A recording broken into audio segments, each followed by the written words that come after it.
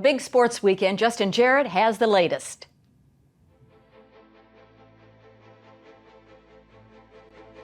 Hey, it's time for the fastest 4.5 minutes in the Lowco.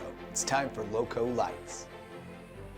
Starting off at the Den, where the Bluffton Bobcats were hosting the May River Sharks in the battle for B-Town. And Brady Satcha, our Bluffton High School student contributor, behind the camera with some great footage from the night. You saw some of it on Instagram. Bobcats looking for the first win against the Sharks since 2017. Bluffton won twice in 16, twice in 17. All Sharks since in the crosstown rivalry, but not this time. Jake Ridgway, former Shark, and Ethan Golphin getting things going early on. Then Golphin on the receiving end from Owen Bayes. Great atmosphere in the Den, and Bluffton's defense brought it. They slowed down Tanner Macy and the Sharks, held them to just a field goal in the first half. They would get another in the second half, but Bayes and company able to do much more on offense thanks to Brandon Bryant. Ridgway had a touchdown run, and Bryant continued his terrific senior season with 9 catches for 121 yards and 2 TDs, fighting his way through tacklers to get to the pylon for the score there. And the Bobcat fans were loving it, up 14-3 at halftime. Macy has been a menace all year, but there was nowhere for him to go on Friday night. That Bluffton defense has stepped it up in the second half of the season. They are looking like a playoff caliber squad. Jeremiah Curry with 9 tackles, 1 for a loss. Here he gets in on the ground game, 11 for 51 rushing. Bobcat fans are rowdy. Haven't seen an atmosphere like this in the Den in a few years. And then on offense, Bayes throws the pick. Cameron Mitchell able to haul it in, and that would set up a field goal. That brought them within 2 scores, but the Bobcats just needed 1 drive to put it away, and then they just needed 1 first down, and Owen Bayes provides it. The Bobcats pick up their first win over crosstown rival May River since 2017. Hayden Gregory, a happy man. Over at Colleton Prep, we had another Lowco on Lowco matchup. Cole Davis, we had him on the Lowco Pigskin Live Friday night, and we learned why he's been in and out of the lineup this season. Torn ACL. He's rehabbed it to the point that he could get back on the field, did not want to shut down his senior year for surgery that would put him out for 9 to 12 months at minimum. So he's just playing through the pain, and he is playing through the pain. 15 carries, 197 yards, and 4 touchdowns. It was a defensive struggle going to the fourth, 7-3, but Colleton Prep took over, and it was mostly because of Cole Davis, who once again is playing on 1 ACL. That's supposed to be a season-ending injury, but Cole's playing through it, diving for the end zone.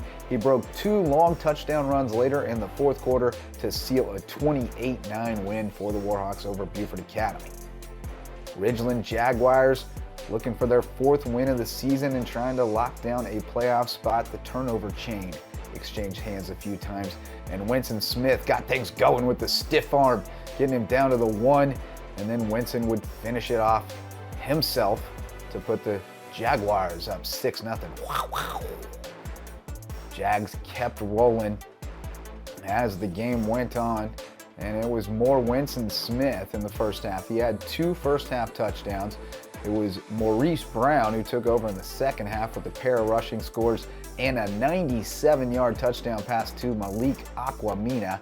Here's Smith with his 2nd touchdown of the first quarter, and the Ridgeland-Hardeeville Jaguars win 36-22. They should be playoff bound. They'll try to get win number 5 next week against Allendale. Beaufort High at home on senior night, and defense getting after it against North Charleston. The sack and the strip, and Caleb Ulmer scoops and scores. Eagles up early on North Charleston, and meanwhile, up the road, here's Samari Bonds with one of his 3 touchdown runs. Jaden Andrews also had 3, and meanwhile, up the road, the Eagles get a little help from their soon-to-be enemies. Hanahan knocks off Philip Simmons. Beaufort versus Hanahan on Friday up in Hanahan. region title could be in the balance. Well, Branch on the road at Branchville, looking to move one step closer to a region title. KJ Chisholm with the pass breakup. He did it on offense as well, 6 for 101 and 2 touchdowns. And then Devon Evans, haven't called his name enough this year for the season he is having. The junior from Whale Branch with the big hit on the sack. And then a whole lot of highlights from Dayon Brown. Dayon with the pass breakup. He had 3 pass breakups. He also had 2 tackles, and we're gonna see him momentarily, but shouting out some of those other defensive players. Devon Evans with 10 tackles, a tackle for loss, and 2 rushing touchdowns. Trayshawn Hills, 10 tackles and a tackle for loss. Bradford Thompson, 9 tackles, a sack, and a fumble recovery, and 5 for 63 and 2 touchdowns on the ground.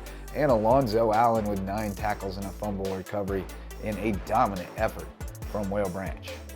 They win it 55-12. They've got a showdown with Bamberg Earhart for the region title on Friday. For Loco Sports and WHHI, I'm Justin Jarrett. Until next time, go Loco. And that's a wrap for this edition of the WHHI Daily News. I'm Robyn Zimmerman. Thank you all so much for watching, and I want to thank the team behind the scenes for your great work. Remember to stay safe and healthy, and we'll see you next time. Bye, everyone.